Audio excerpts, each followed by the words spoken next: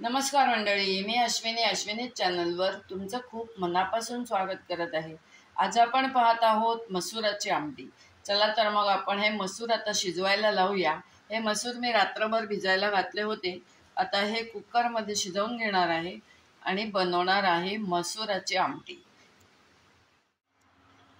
हे पहा, मसूर शिजवून घेतलेले आहेत। कुकरला 2 शिट्ट्या करून असे हे मसूर शिजवून घेतलेले आहेत। आता आपले मसूर शिजवून झालेले आहेत। आपण करायचे आहे मसुराची आमटी। त्यासाठी टोमॅटो बघा, लाल टोमॅटो मी कापून घेतला आहे। लिंबू 1 घेतलेला आहे। मिरच्या हिरव्या 2-4च घेतल्या आहेत।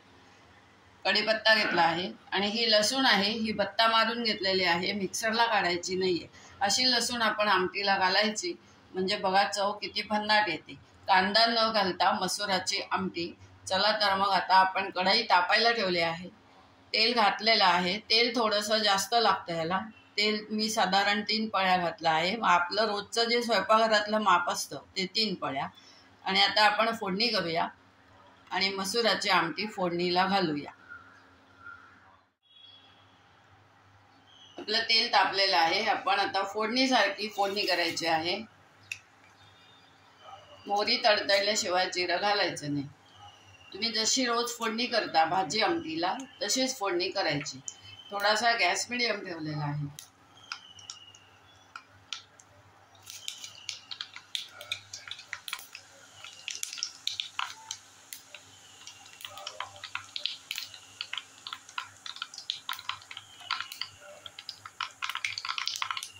हे पहा, हिंग घालायचा। हिंग थोडासा जास्ती घालायचा, म्हणजे जास्ती छान चव येते।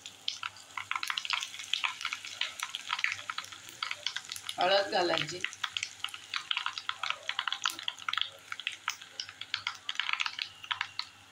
आता कढीपत्ता घालून घेतला आहे। हे पहा, मिरचीचे तुकडे पण घालून घेतले आहेत।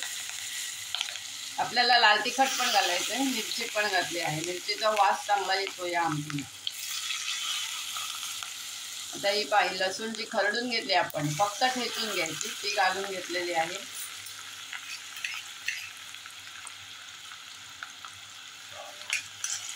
आता गॅस मीडियम करायचा आणि ही लसूण छान परतली गेली पाहिजे, तळली गेली पाहिजे। ही जर कच्ची ठेवली तर आमटी आपली चांगली लागणार नाही। थोडासा गॅस मीडियम करायचा।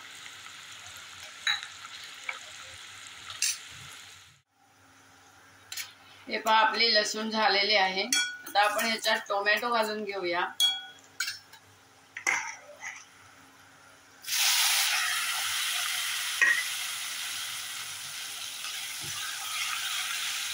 टोमॅटो 1-2 मिनिटं परतायचा आणि लगेच मसूर घालायचे आहे, कारण उकळताना हा टोमॅटो त्याच्यामध्ये मॅश होऊन जातो। बारीक चिरलेला आहे टोमॅटो। टोमॅटो ऐच्छिक आहे, तुम्हाला हवा असल्यास घाला। हे पहा, मसूर आता घालून द्यायचे।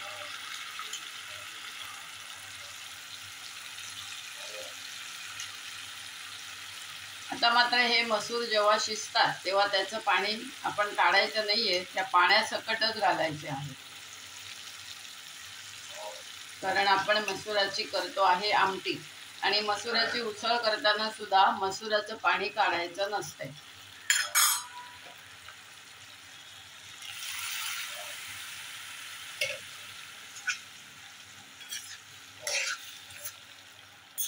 आता आधी गॅस आपण थोडा मोठा करूया, कारण आता हे उकळणं जास्ती महत्वाचं आहे।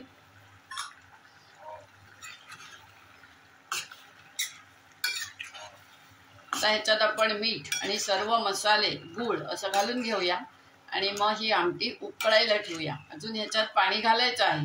हे मूळचं जे मसुराचं पाणी होतं कुकरला लावलेलं, तेच आता आहे ह्याच्यामध्ये। आता उसळ करायची असेल तर ह्या स्टेजला उसळ ठेवायची। या स्टेजला सर्व मसाले, गूळ घालायचा, की उसळ तयार होते। पण ही आमटी आहे त्यामुळे थोडंसं अजून पातळ हवं आहे आपल्याला। त्यासाठी आपण आता ह्याच्यात आधी पाणी घालूया।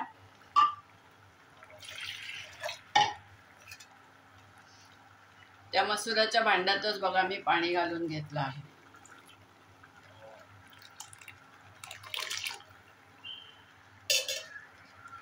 आता ही जरी खूप पातळ झाली तरी ही उसळ ना आळते गार झाल्यावर.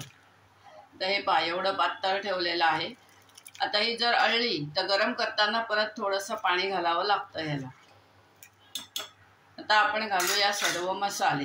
मीठ. आता आपण सर्व मसाले घालून घ्यायचे आहेत. हे पहा लाल तिखट घालून घेतला आहे, जिरा पावडर घालून घेतली आहे,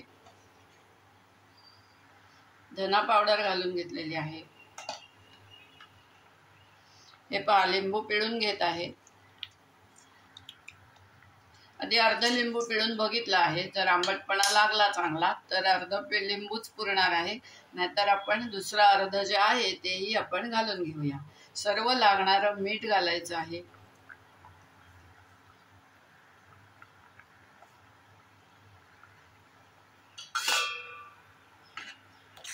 आता याच्यात गोडा मसाला आणि गूळ घालूया आणि आमटी उकळायला ठेवूया.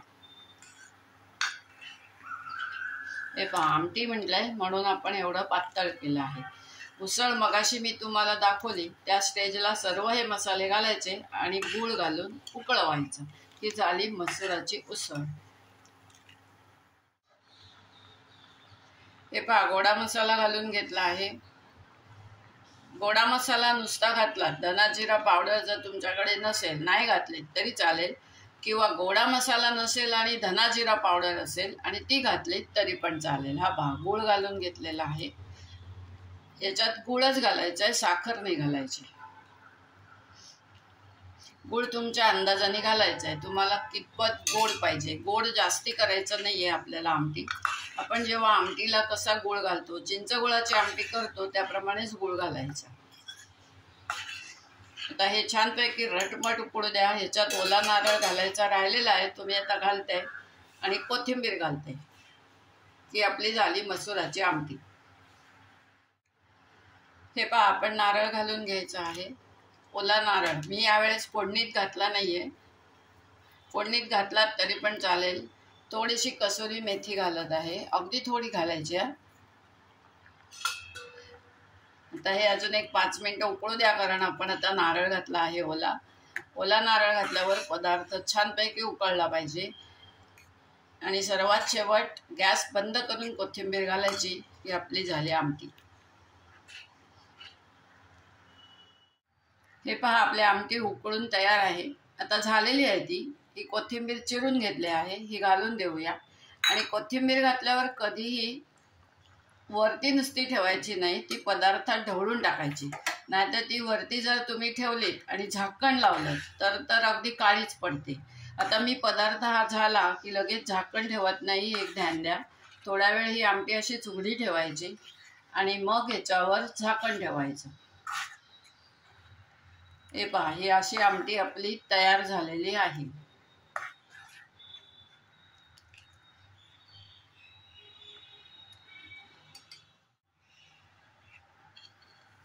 आता ही मसुराची आमटी आणि पोळी आपण खायची आहे. ही आमटी जर का तुम्हाला आवडली असेल तर नक्की लाईक करा, शेअर करा. चॅनलला जे नवीन असाल त्याने अवश्य सबस्क्राईब करा. ही एक तुम्हाला अश्विनीची विनंती आहे. धन्यवाद. आता आपली भेट एका छानशा रुचकर पदार्थासोबत तर होणार आहेच. तोपर्यंत बाय बाय.